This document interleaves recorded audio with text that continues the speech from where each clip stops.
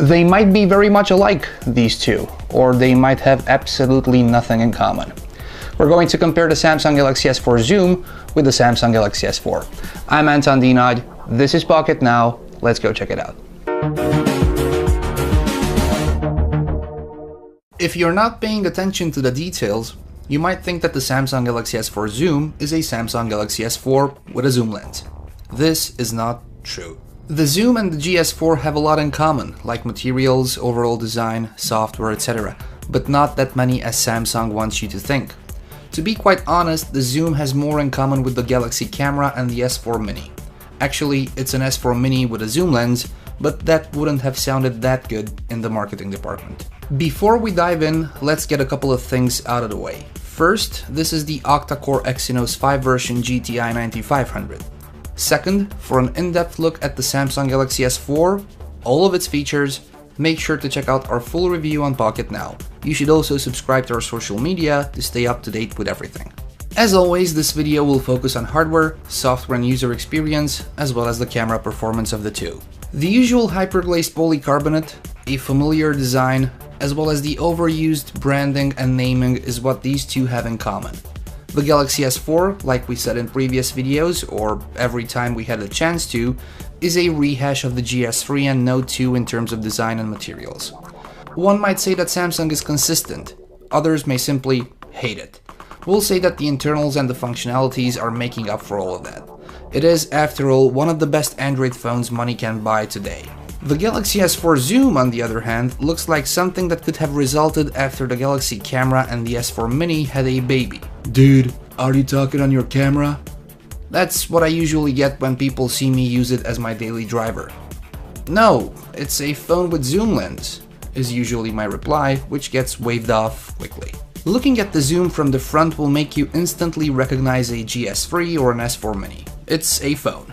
Once you turn it to the side or to the back, you'll quickly realize that, honestly speaking, it looks like a camera. And there's nothing wrong with that, at least not in my book.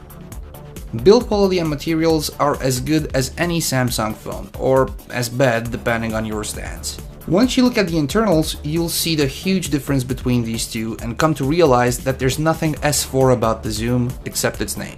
We've got either an octa-core, which is a dual quad-core Exynos 5 CPU running at 1.6 GHz for the A15 chip and 1.2 GHz for the A7 chip, a Snapdragon 600 at 1.9 GHz or a Snapdragon 800 at 2.3 GHz powering the Galaxy S4 depending on the model, versus a more modest dual-core 1.5 GHz processor powering the Zoom. 16, 32 and 64 GB storage versus 8 GB, 2 GB of RAM versus 1.5, 5-inch Full HD Super AMOLED screen versus 4.3-inch QHD Super AMOLED screen, 13-megapixel main camera versus 16-megapixel main camera, plus a truckload of sensors on the GS4 versus just the usual suspects on the Zoom.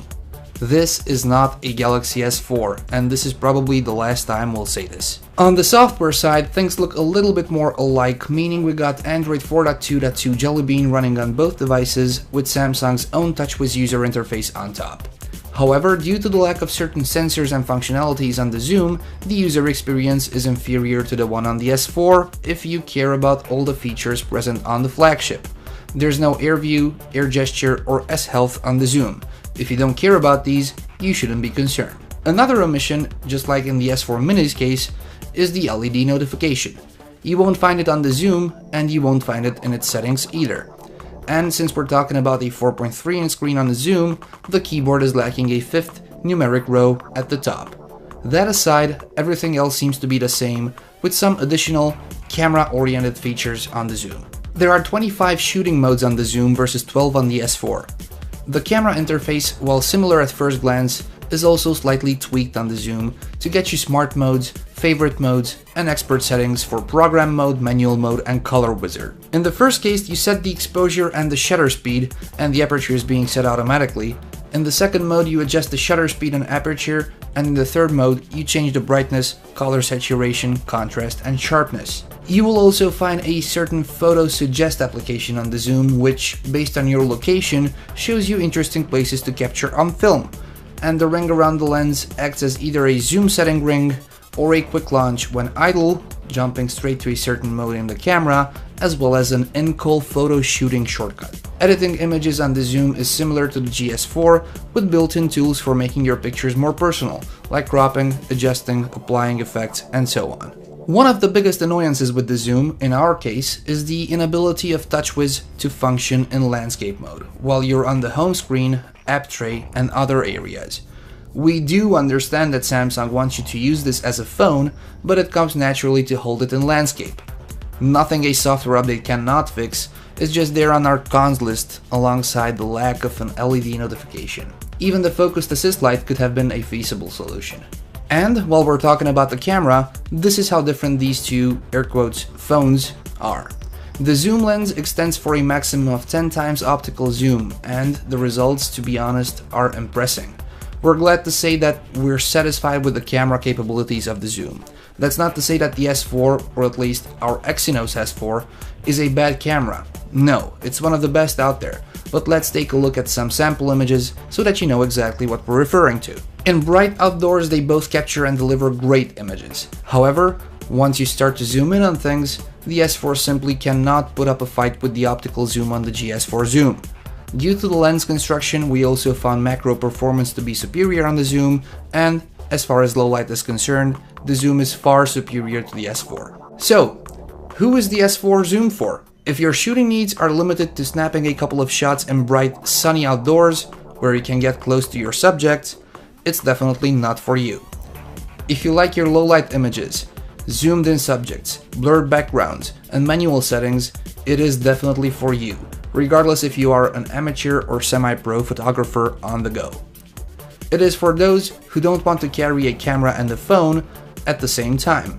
It is for those who want their party, birthday, clubbing, nature, sports, and other pictures to look good while answering a call on their camera. Oh, let me rephrase, while taking all these pictures with their phones. Everyone, that's gonna do it for today's Samsung Galaxy S4 Zoom versus Samsung Galaxy S4 video. We're gonna have a lot more coming on the Samsung Galaxy S4, including more comparisons and the full review, so stay tuned for that. Until then, I'm Anton Dinod. You can follow me on Facebook as well as on Twitter. And if you've liked this video, please give us a thumbs up. As usual, thank you very much for watching. Till next time.